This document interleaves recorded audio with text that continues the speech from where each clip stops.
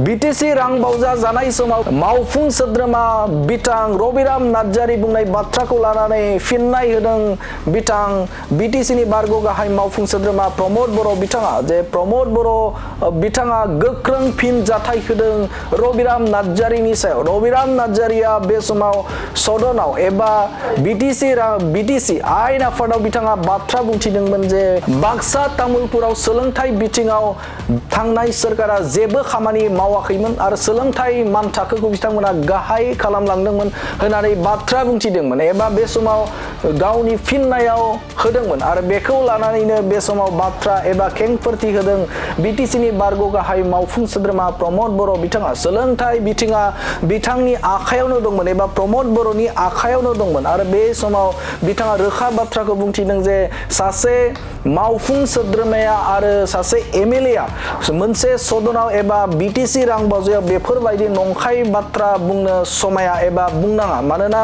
बेखौ लानानै एबा बीटीसी रांबावजायावनो बे रांबावजायावनो गोबां मानि बाथ्राफोरखौ बुंनो गोनां जायो आरो जाय सैथो गोनां बेखौ बुंनो गोनां जायो। नाथाय बिथाङा नंखाय बाथ्रा बुंनायखौ लानानै जोबोदनो दुखु मोननाय फोरमायथिदों बिथां प्रमद बर' बिथाङा फोरमायथिदों जे बीटीसीनि नैबे बाक्सा आरो तामुलपुर बे तामुलपुर जिल्लायाव सोलोंथाइखौ नोजोर बोनानै गोबां जौगाथायनि थाखाय खामानि मावदों। फरायसालिफोराव राङारि अनसुंथाइखौ हरदों आरो बेनि अनगायैबो बे समाव तामुलपुराव प्रभिन्सियेलाइज कलेज एबा फरायसालिमाखौ बे समाव प्रभिन्सियेलाइज खालामदों। बे समाव खख्लाबारियाव खालामदों। गोबां बेफोरबायदिनो जे सोलोंथाइ आयदाखौ लानानै बाक्सायाव खामानि मावदों। नाथाय बिथाङा जेबो खामानि मावाखै बुंनाया जोबोदनो लाजिथाव होननानै बाथ्रा बुंथिदों बीटीसीनि बारग' गाहाय मावफुं सोद्रोमा प्रमद बर' बिथाङा रोखा बाथ्राखौ बुंथिदों जे सदनाव बुंनाय बे बुंनाया नंखाय बाथ्रा बुंदों आरो बिथाङा बेफोरबायदि बाथ्रा बुंनाङामोन। मानोना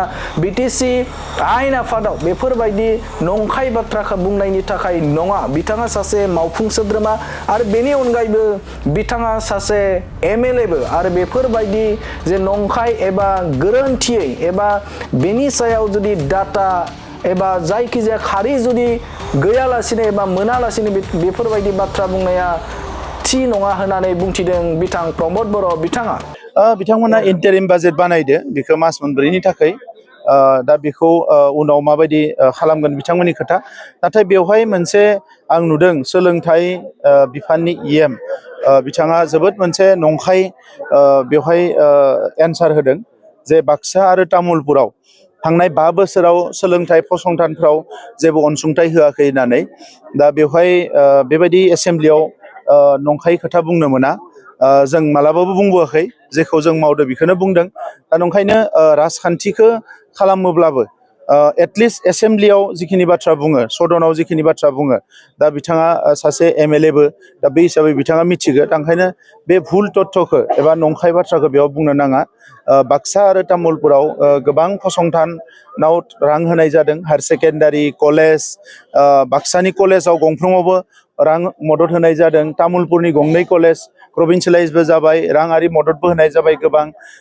जोंनि हायार secondary school, LP school, ME school गोबां होनाय जादों। दा बेखौ मिसा खोथा बुंदों, जों बेखौ दुखु मोनदों।